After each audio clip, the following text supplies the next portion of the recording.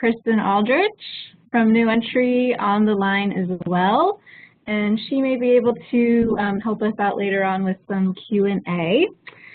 She is the manager of our national program team here at New Entry, and I am the National Technical Assistance Coordinator at New Entry. Happy to have you today.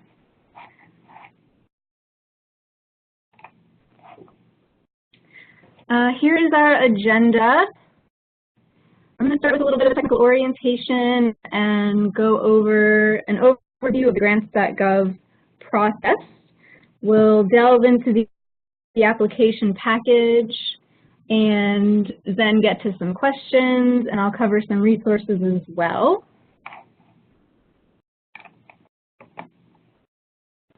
Just wanted to orient you guys to your screen. The upper left-hand corner, you can find your audio controls. There's also a chat feature, and you can select who you want to direct your chat to, if you want to direct it to everyone or to the host.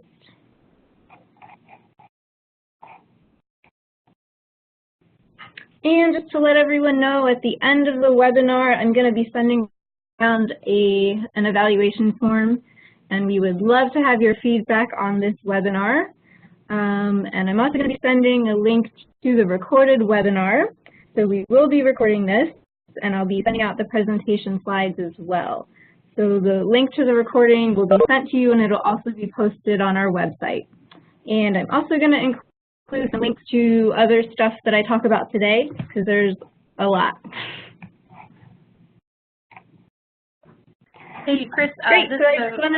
I'm so sorry to interrupt. This is Kristin Aldridge. I heard from a couple folks that they're having trouble with the audio.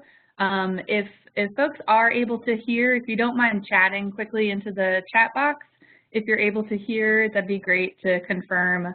Otherwise, I'll still keep working on people one-on-one to hopefully help their audio situation. So I'm hearing from some folks that people are able to hear. So yeah, sorry again for the interruption. And that's good. Yeah, no problem. Okay, thanks everyone. All right. So I just wanted to give a brief introduction to New Entry Sustainable Farming Project, and I provided our website link there as well. So we do on-the-ground work here in Massachusetts with farmer training and food access. We have an incubator farm, and we operate a food hub in Lowell, Massachusetts. We also have a national team, and we provide support to food systems organizations across the country. And we do training and technical assistance to support applicants and grantees of CFP.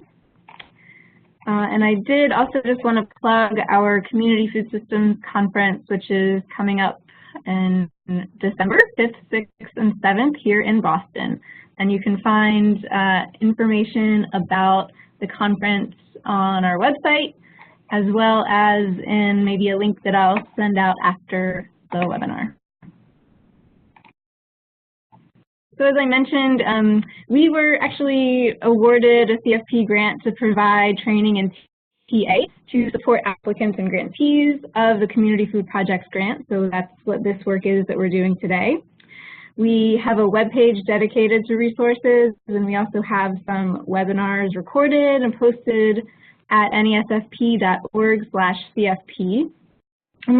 We also provide one-on-one TA, so you can contact us either through our form on that web page, or you can simply email me, and we will set up a time to chat with you to see what your needs are with CFP. And I also just wanted to mention that we are going to have some time at the end for Q&A. If for some reason you don't get to ask your question, if we run out of time or something like that, please feel free to send me an email, and I'll try to get back to you as soon as I can.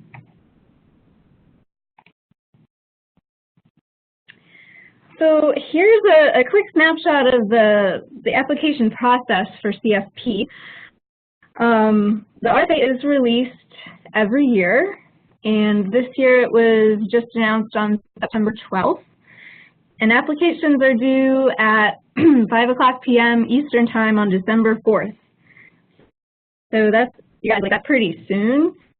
So I would get cracking, and we're here to help you in that process. But we do want to encourage everyone to submit early. So you want to try to submit at least a week or a few days before the deadline.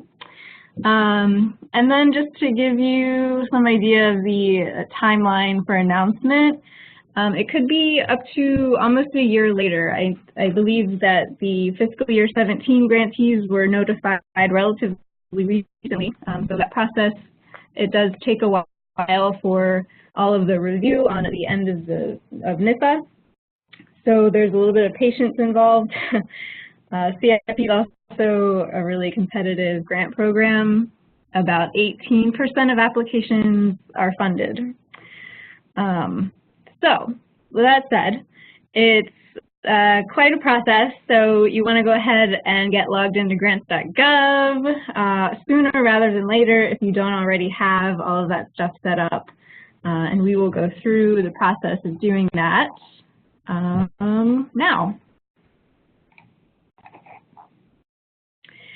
So here's an overview of some of the first steps that you need to take in order to apply for CFP or any federal grant. You have to apply for a DUNS number through Dun & Bradshaw. That could take between 3 to 5 days. And then using your DUNS number, you want to apply through the System for Award Management to appoint an e-business point of contact, which could take another 3 to 5 days. And the point of contact will appoint your AOR, which is Authorized Organization Representative. And then that AOR is the person who registers and submits the application through Grants.gov. So that person has to be confirmed by the e-business point of contact before you can log in as AOR and submit your application.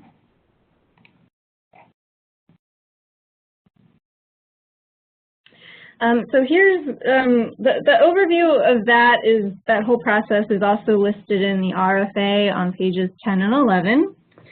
And for any questions related to the application, I would highly suggest referring to the Grants.gov application guide from NIFA, as well as the RFA.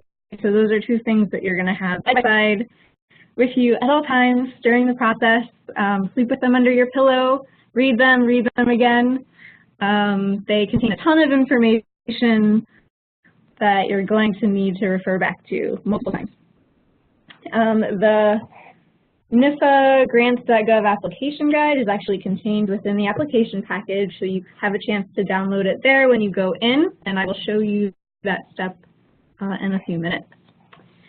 And also, if you still need assistance as you're going through the process, I have included the contact information there for NIFA. And again, these slides will be circulated, so you'll have all of that. This is what the application guide looks like. It's really beautiful. So to start with your DUNS number, you only need to do this once, and as I mentioned, it might take from 3 to 5 days to do that, so you want to do it in advance. And of course, there's no fee. And I just included here a snapshot so you know what the page looks like if you need to go to Dun & Bradstreet to access that. You would need to provide the name of your organization, the organization address, and just a few other pieces of information, but it's relatively straightforward. So then you register with the System for Award Management, and this could take another few days up to 2 weeks if you don't already have an EIN, and you already have that, so that's not an issue, but that would need to be set up in advance. So that's something that you would want to do well in advance of the date of the deadline. The SAM is something that you'll get emails about every year to renew your registration there, and you do need your DUNS to apply, and you'll appoint your e-business point of contact, and that e-business contact is likely going to be like a CFO at your organization or someone with some authorizing official. And there can only be one e-biz point of contact per DUNS number when you register with SAM. When a user registers with Grants.gov, the SAM e-business point of contact person will be notified via email that someone from your organization has requested the privileges of the authorized organization representative. So that AOR privilege will allow a user to submit an application on behalf of your organization. And so the AOR will then be confirmed by the point of contact, the eBiz point of contact. I hope that's not too confusing. If you have any specific questions about that process, feel free to ask that at the end, and hopefully we can further explain that. And this is just a snapshot to show you what the page for SAM looks like. So if you need to go there, you know you're in the right place. And this again just outlines the process of appointing your AOR. So your eBiz point of contact will appoint the AOR, and then the AOR, will register with Grants.gov. So you do need an AOR username and password with Grants.gov to submit the grant. And then your e-business point of contact will confirm the AOR registration, and then after confirmation, the AOR will be able to submit the application. And I just wanted to spell that out for you guys because it could take a few days, so it's really just don't want to be on the phone with Grants.gov technical support at like 4:30 p.m. on December 4th because you didn't do the stuff in advance. So the next step is to search for the CFP funding opportunity. And so here I have displayed a snapshot from Grants.gov, and you can see in the upper right-hand corner, you can type in the search bar, community food projects, or you can simply enter the opportunity number that I have provided there at the bottom of the screen for you. It's a relatively easy process to find that, and then you just click on the opportunity number. And then you'll be able to look at the application package, you'll be able to preview everything.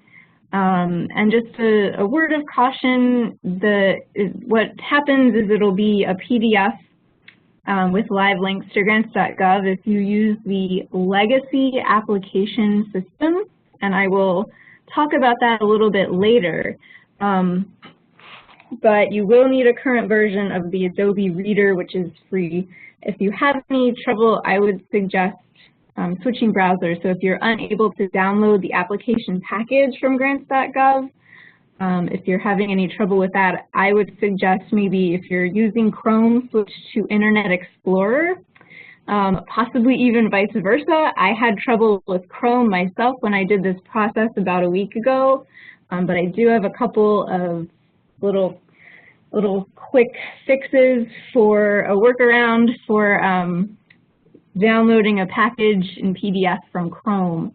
So if anyone has any technical questions with that, I'm not a real tech-savvy person, but I was able to figure it out on my own. So I can maybe help you with that too if you have any snags with that. So when you click on the package tab on the screen when you're viewing the grant opportunity, again, it just reiterates that you have to have Adobe Reader, and then you'll be able to preview the application package and then access the application from here. And this is what the preview page looks like. So you can see they have the list of all of the mandatory forms for CFP, and then they have in the column next to it optional forms. And I'll talk about this a little bit later, but you will, if you plan to make subawards, this is where you will access that form to put in your subaward budget. And I have circled in red where you can download instructions, and what that will do is access the Grants.gov, the NIFA Grants.gov application guide. So it's specific to CFP. So I would highly recommend doing that well in advance of when you plan to submit your proposal so you can read it. And the application guide has information for every field within every form of the application. So it's a very, very useful guide, but it's like 62 pages long or something. It's pretty long. So as I alluded to a little bit ago, when you click on the application package, you'll have two options to either download the application using Workspace, or the other option is to download the legacy application package. And the slides that I have immediately following this, really, they highlight information from the legacy application package. And I will also mention a few things about using Workspace later on as well. The Grants.gov is phasing out the legacy application package at the end of this year. So you will have the option to use either way. If you've submitted applications, federal applications in the past, you know what the beautiful legacy application package looks like. And if not, I'll show you in a minute. But you also have the option of using Workspace, which is a great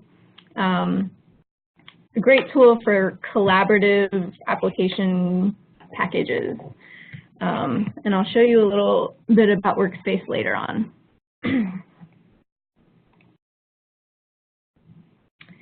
And I just wanted to give an introduction to Grants.gov customer support.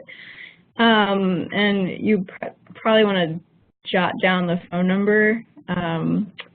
But I will say that they are really responsive and great. I had to jump on the phone with Grants.gov a couple of years ago, and I was submitting an LFPP grant, and it was like 10:30 at night on the day the application was due at midnight, and it was just, don't be that person. Don't be me.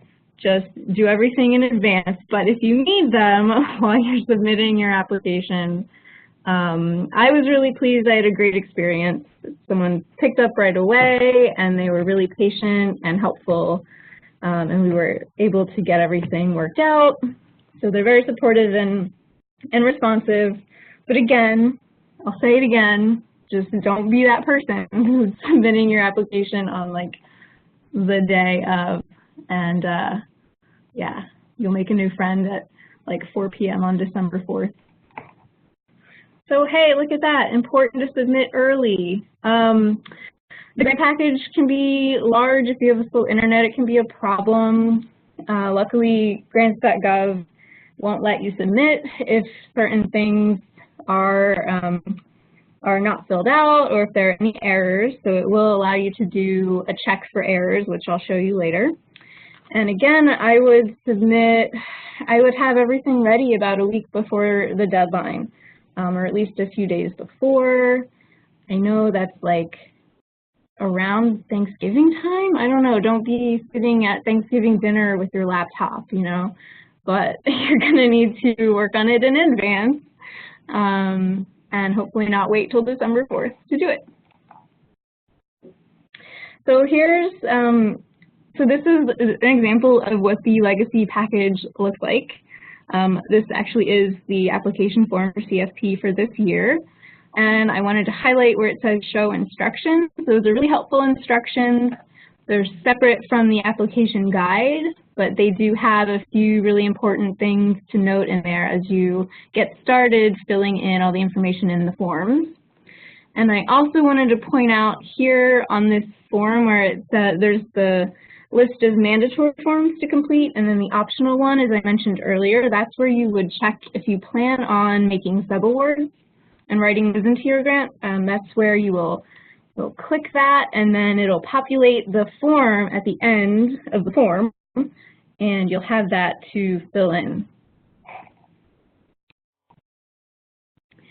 And as you might suspect, anything highlighted is required.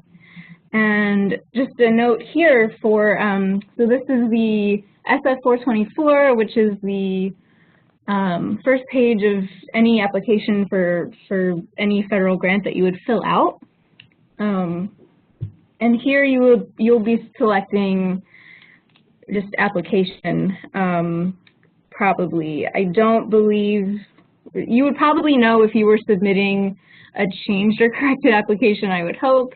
Most of you will just be submitting an application, not a pre-application.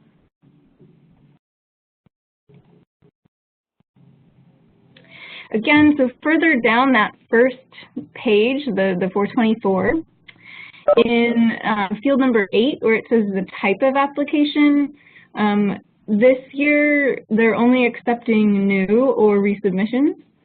So most likely you're submitting a new application. If you think you're submitting a resubmission, you would probably know that or get in touch with NIFA, but you're most likely going to be selecting new here.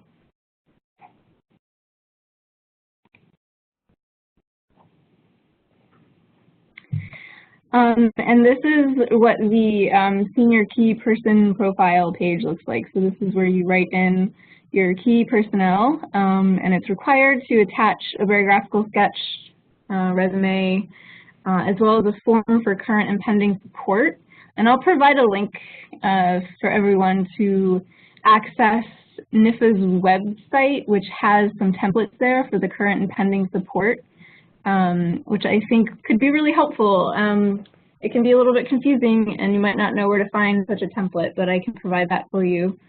And that's also to say that although that field is not highlighted or starred, it is required through CFP. So I guess that's an important point that I wanted to make, is to really pay attention to what the RFA language says, as well as the application guide language.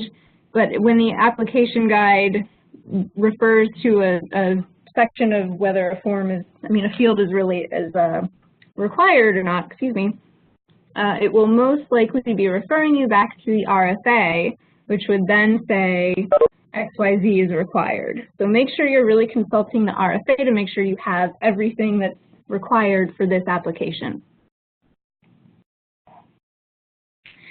And just to illustrate that a little bit more, this is the page where you will submit your project abstract and your project narrative. And this will also, I'll just point out that everything that you attach has to be in PDF format. So if you, later we'll get to the budget form, but if you have a document that is in Word or Excel, you'll need to convert it to PDF and attach it as a PDF. And those specifications are laid out pretty explicitly in the RFA and the application guide. So just want to be sure that you're cognizant of those and referring back to that. And this is what the budget form looks like, at least in the legacy system. So the budget form, it must be completed for each period or year of the project, both for the lead applicant and any subawardees that you have. And I showed you where to access that subawardee budget form. So that means if you're applying for a 3-year grant, you have to fill out a budget form for each year of the grant.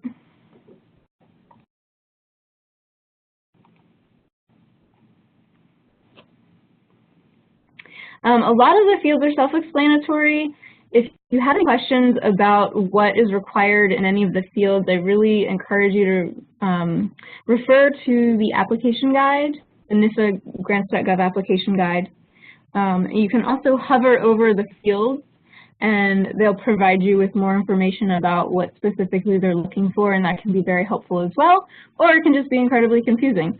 So the application guide I found to be pretty helpful.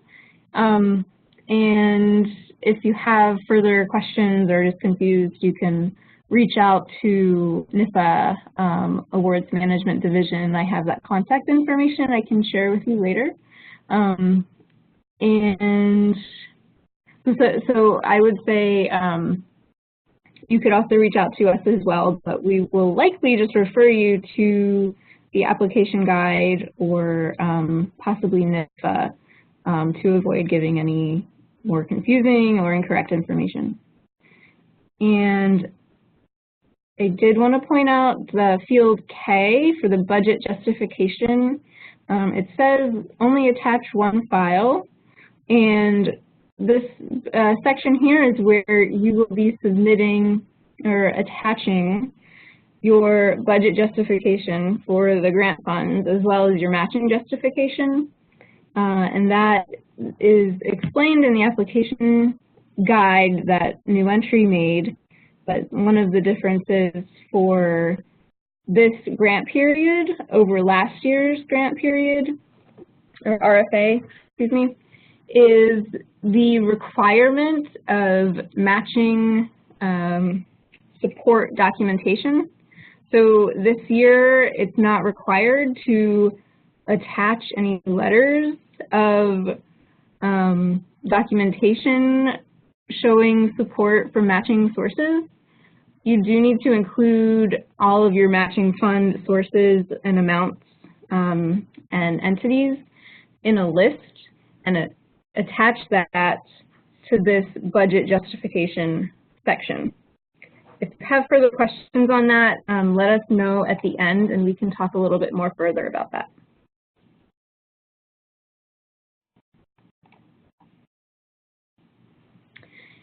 Going down the form, you'll come to a supplemental information form, and some of the, I should have mentioned this earlier, a lot of the fields will be auto-filled after you type your information into that first page.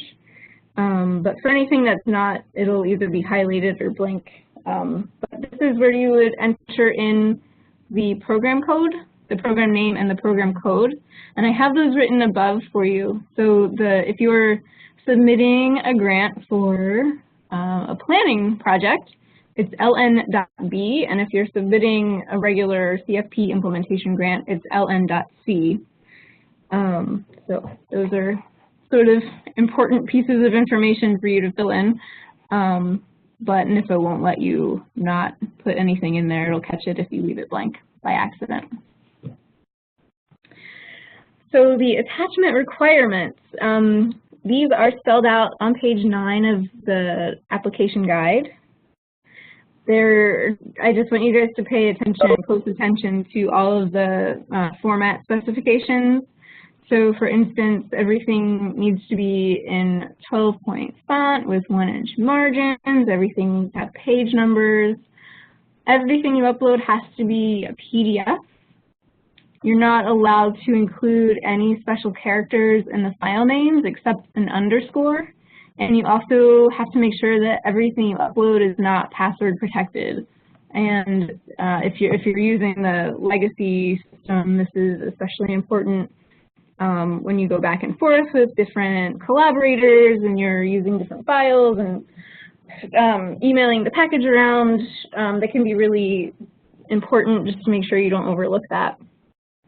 I think it's a little bit easier with the Workspace system, which I'll talk about in just a minute, to avoid that kind of mistake because it's a much it's a better system for facilitating all your different collaborators and people working on the grant application. So at the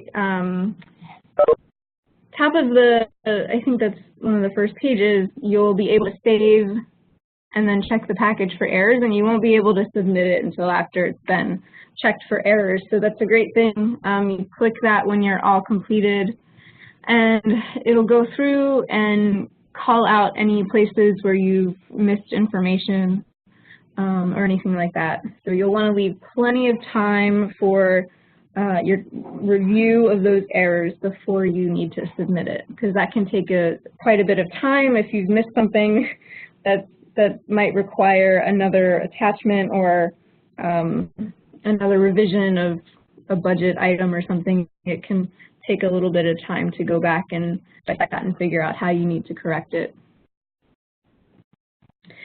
So you have put your application together, and it's great, and you click submit. Yay! Your authorized organization representative will receive 5 different emails. You'll receive an email that says it's been submitted, and then you'll receive another one that says it's being validated, another one to let you know it's been retrieved by NIFA, a separate email to let you know it's been received by NIFA, and then you'll get your grant number received by NIFA with a grant number a few days after that. So you want to look out for those 5 emails after you click submit. You can also track your application, and there's under the applicant field in Grants.gov, you'll be able to enter your information and find it. And that's only until it's been given a grant number, I believe. I think after that point, when it's in review, you won't be able to see the status of it anymore, but you'll at least be able to know that it's been retrieved and then received. So that's a great feature for at least the first few days after you submit.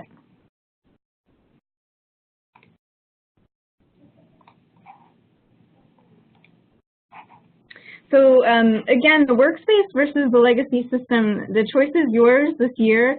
Next year, the legacy system will be gone, but I think Grants.gov would encourage people to check out the Workspace system. It seems like a really great tool to, like I said, to utilize if you're working with a team of individuals. You'll go in and essentially set up a manager role who can then allocate other roles to other individuals who are collaborating on your application with you. All collaborators have to have a Grants.gov account. So again, the process can take a few days, maybe more, to get everyone set up there, but it could probably be worth checking out for you depending on how many people you have working on the application. This is just a snapshot of some of the Workspace tutorial videos that are offered through Grants.gov. I've watched several of them. I have not gone through the process of utilizing Workspace to submit an application, so I cannot speak to it. In terms of that, I have spoken with someone who's set up their account, and they said they like it thus far. So I would encourage you to access those tutorial videos. They're really great. They're easy. They're all there on YouTube and on the Grants.gov resources website. And it'll cover, I mean, they have videos on everything from how to register to get set up as a manager, how to assign roles, how to complete the forms. So the form submitting process is very different from the legacy system. So I would encourage you to watch those videos and then contact Grants.gov with any questions that you have. And so here are some resources for finding those videos and Grants.gov support. There's a good search feature there. If you have a question that's really specific, you can type it in and be directed to a list of different resources. So I, again, encourage you all to go there, check it out if you have any Grants.gov questions, which you probably will. Great. So I did want to talk a little bit about the narrative, as it is a pretty important piece of your application. This webinar is more to just talk about Grants.gov and actually submitting the application, but it's worth calling out a few points here about the narrative. The instructions for the narrative start on page 12 of the RFA, and it's really, really, really important that all of those instructions are followed. They're very specific, and it will, the closer you can follow those instructions, the better poised you'll be to submit a really successful application. So in the narrative, you're going to be addressing a number of things. These section titles are a little bit different if you're submitting a planning grant versus a regular implementation grant.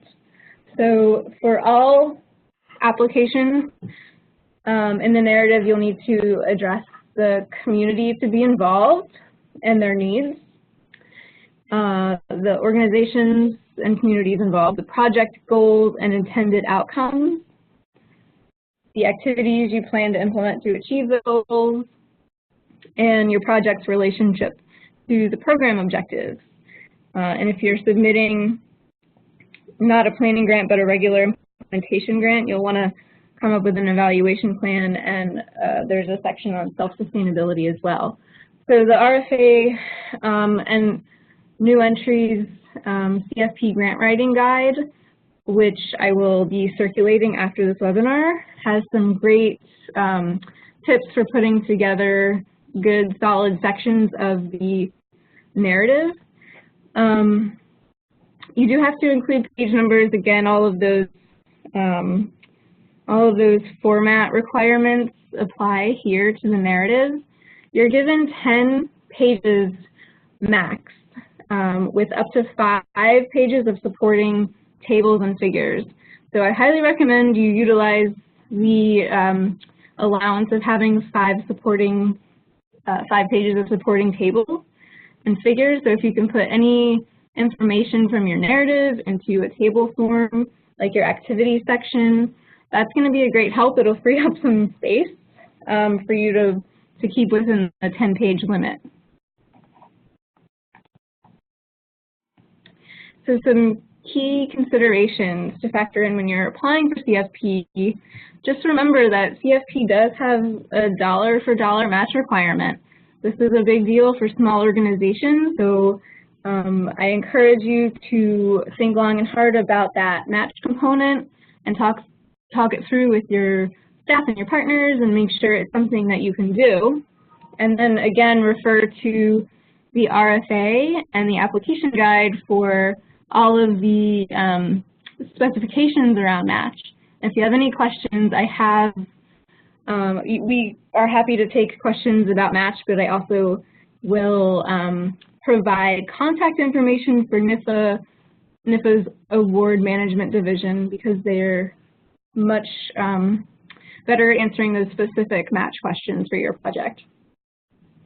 So also community collaboration is one of the key components of CFP. You're going to need to be able to convey your community collaboration in the planning, the implementation, and the follow-up of your project. And also to that end, the importance of partnership is huge in CFP. CFP requires some partnerships, cross-sector collaborations and that kind of thing. It's really, really imperative that your project is calling on well-qualified partner organizations and individuals to help you successfully fulfill the objectives of your grant. Here are a few other resources. If you want to go to our website, it's nesfp.org/CFP. We have a lot of other resources there, some great guides on evaluation plans and logic models. We have a link to the RFA, of course, and our grant writing guide will be up there as well. You can also fill out a request for technical assistance or one-on-one support there.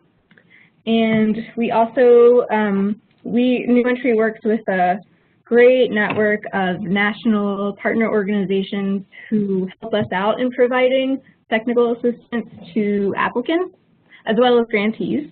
And one of the things that we do is provide some support with proposal review. So we're also, able to help out with that. And I did want to say that we got an offer, a great offer from one of our partners at the Johns Hopkins Center for a Livable Future Food Policy Network. And they've offered, if anyone out there is with a Food Policy Council and you're considering putting together a proposal for CFP, they have invited anyone to submit their proposal for review, which is a really, really excellent resource. So again, if you are part of a Food Policy Council and you're interested in submitting a CFP award for that, then please let me know and I can pass that information along to our partners there. It's a great resource. So, are you ready to apply? Final thoughts are read, and read more. The RFA is your best friend. It's your go-to. Doesn't have it all, but it has most of it. And hopefully what is confusing in the RFA can be unconfused by New Entry's grant writing guide and the NIFA Grants.gov application guide. So we're here to help and support in whatever way we can. Ask us questions. It's a confusing process. It's a daunting process. We understand that, and we're here to help. That's my puppy. I just thought that since this was 40 minutes of kind of technical and dry stuff, I would include a picture of him because he's adorable. So I would like to open it up to questions now. Use your chat feature to ask away. You can also feel free to just shoot me an email. And I also included the contact information for our friends at the NIFA Awards Management Division, Adrian Wooden and Susan Bowman. They're super responsive and they get it too. They know it's a daunting process and they have way more answers than I do, especially in terms of specific match and budget questions and things like that. So feel free to reach out to them as well. But I think we have some time, so let's take some questions. Great, thank you so much, and thanks for including the adorable picture of your dog. Of course. Chat comments have come through, chiming in on how cute he is. So. Great, but yeah, we've got a number of questions that I think, some of which I've tried to answer along the way. And again, this is Kristin Aldridge with New Entry. So I'm going to kind of talk about some out loud and then some questions that just came in to address as well. But one is in regards to question number 16 in the SF424, which is kind of your main application form that you download off of Grants.gov. But that question is around if the application is subject to review by State Executive Order 12372. So that's like super technical speak. But basically in the RFA, it says that this program is excluded from the scope of that executive order. So essentially you can answer no to that question. This is essentially does not fall within that executive order. Right. Another question was, will you please explain the new entry role versus going to NIFA for questions regarding the application? Absolutely. So new entry is here to help folks with additional support throughout the application process. NIFA is gives the final call essentially. So you can feel free to reach out to us. We're happy to provide more kind of individualized assistance. But certainly for technical questions and when it comes down to kind of a final decision about something, also, for any kind of nuanced sort of budget questions or match questions that are specific to your project, definitely go to NIFA and we would advise you the same if you have contacted us and it's something kind of outside of the scope of what we can give a definitive answer about. So hopefully that, that helps answer that question.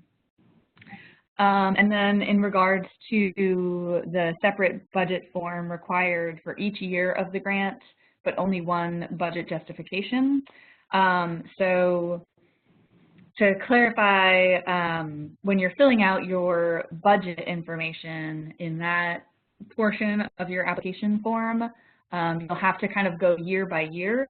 So you'll complete all of your budget information for year one of your project, followed by year two, up to however many years you're applying for.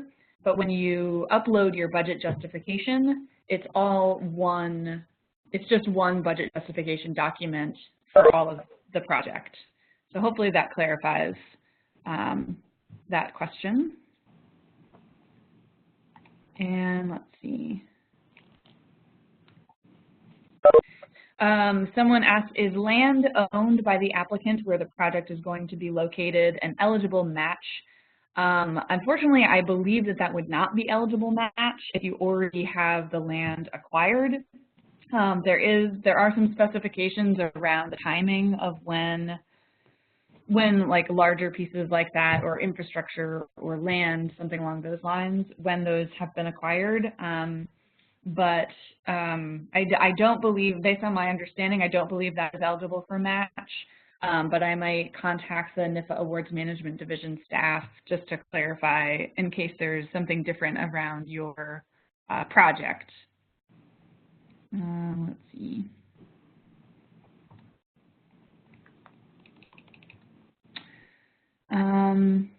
Does CFP have a requirement for pre-application and cover letter? These are attachments on the SF424 questions number 20 and 21, but haven't seen guidance on what to include there. Those don't, as far as I understand, those do not apply to CFP applications. It would have to be kind of a specific, mandated by NIFA in some way, I think, to you directly if there was something you needed to include there. One thing to know about this form and the SF424 and the different pieces of this application form is that it is used for a number of different government grants. So in some cases, there are questions that simply don't apply to this particular program that might apply to other grant programs. So it causes some confusion, unfortunately, to try to have the sort of one-size-fits-all application form. But I think at any rate, that's an example where the pre-application and cover letter would not be needed for this grant program. Another clarifying question around the budget justification document. So, and Chris, you might have a better explanation than I do, or it might be fresher in your mind, but the question is, the matching documentation, is that part of the one budget justification document? And we did ask that recently of the NIFA Awards Management Division staff. I believe it is all indeed one document. Right. It was, yeah. Your matching documentation can be under, maybe start a new page for it and create a new title, call it matching documentation, and then list everything out there. But eventually you will forge that into one PDF document to attach in the budget justification form or field. Does that make sense? Great. Yeah. Yeah, that's helpful. Let's see. So in terms of more specific information on what is eligible for match, I guess if you have further specific questions that are particular to your project, certainly feel free to email myself or Kristin Irvin. Also the NIFA Awards Management Division, again, they would make the final call on specific match questions, so you're welcome to email them directly as well. But I'd say in terms of specific information, sort of broadly speaking, anything that is eligible or allowable in your budget for this grant program would also be eligible as match. So if you kind of look at all of the potential allowable costs for this, that is a great place to start in terms of what you can use for match. But more specific than that, it might be best to kind of dive into the nuances of your project. One question, this is our first time applying for a federal grant. How much time do you recommend we budget for writing our first grant? This is a great question. I feel like I've heard a lot of different answers to how much time to budget for this. I've heard upwards of like 200 hours, which is quite a lot. I think part of it kind of depends on the complexity of your project, how many different partners you're working with, and how much collaborative time you might need in order to sort out project specifics and details for your project. But I would suggest budgeting at least maybe like 80 hours or so to put this together. Can a person outside of the applicant organization be the project director? I suppose a person, that's a good question. I suppose that that's possible. I would highly encourage you have the project director at the primary applicant organization, and perhaps look into having the project director at that applicant organization, and then a co-project director could certainly be at another organization. In terms of what the review panel is looking for, I'm not sure that they would weight it in one direction or another based on what organization the project director is affiliated with, but it would make the most sense to me if the main PD was from the applicant organization.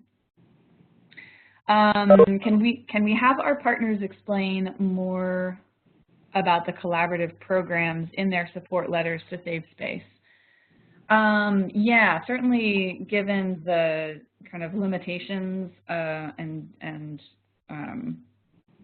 number of pages that you're allotted and all of this, you can certainly use some space in your support letters to talk more about the collaboration, but you definitely want to make sure it is adequately described within your application otherwise. But I definitely see what you're saying, and I think that you could use that as an opportunity to save space and kind of flesh it out further in that support letter.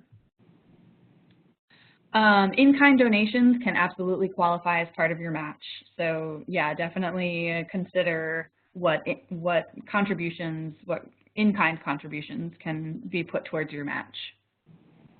Do you know if the review is still initially done by 3 independent reviewers and then the top proposals by the entire review team, or is there now a different review process?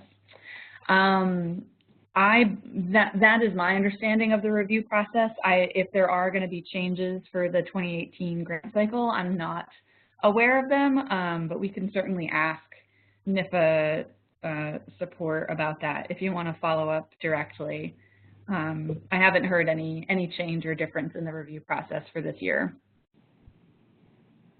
And we got a clarification from another attendee on the webinar saying on NIFA's webinar, they said that the lead person, so I assume you mean the project director, needs to be from the applicant organization. So thank you for that clarification.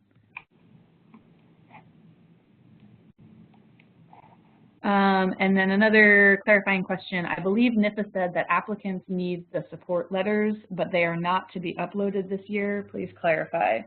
My understanding is that support, like letters of support from your project partners would be uploaded, but any matching letters that would, in years past, you would be asked to include letters of commitment around the match that a partner is contributing, but those match-specific letters are not required this year.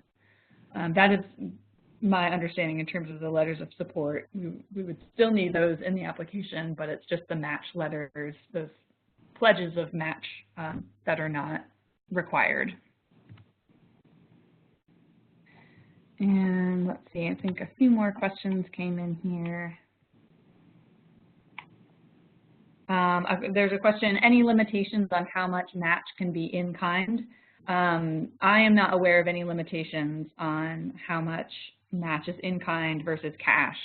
I think as long as it's documented, it can be either or. Right, there's no specification anywhere in the RFA around that, so I would also agree with that. Great. And then also regarding the match, can in-kind include other federal funds or state funds that may have originated from a federal source? Federal funds can absolutely not be utilized as match. So in your budget, you'll see in the budget form, there's a column for your federal request, and there's a separate column for non-federal, and that's where you put your match, and it cannot be federal funds. Looks like one more question came in here.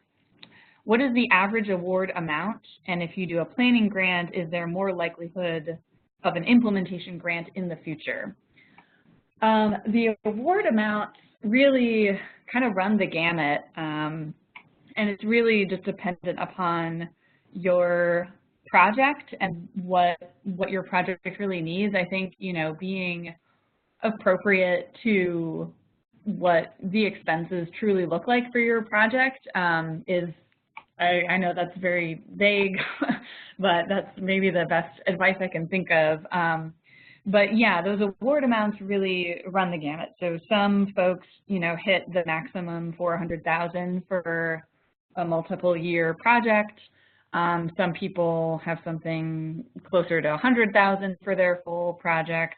So yeah, I think it really depends on the kinds of programmatic expenses you have, also how many years you're planning to do the project. It's really quite dependent. You know, I suppose you could take an average of all implementation awards, which would be, you know, probably about $200,000 for a full 4-year project or something along those lines, but it is really quite dependent project to project. And then in terms of likelihood of getting an implementation grant in the future, if you do get awarded for a planning grant, I hesitate to give any kind of I mean, we certainly, of course, cannot give any guarantees about that at all. And I think it just depends on the strength of your proposal and the other applicants that are in the pool for that given year.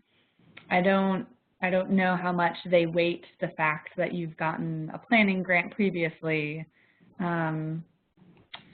Yeah, I mean, certainly that is a track that they've kind of set up purposefully so that someone could apply for a planning grant and in a future year apply for an implementation for that project. But in terms of likelihood, I don't know that I can give a statistical, you know, guideline of how likely that might be, unfortunately. And let's see, I think we got another question here.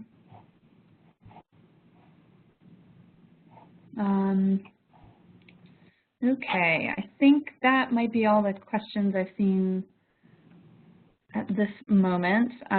For any other questions, feel free to send them here as we start kind of winding down.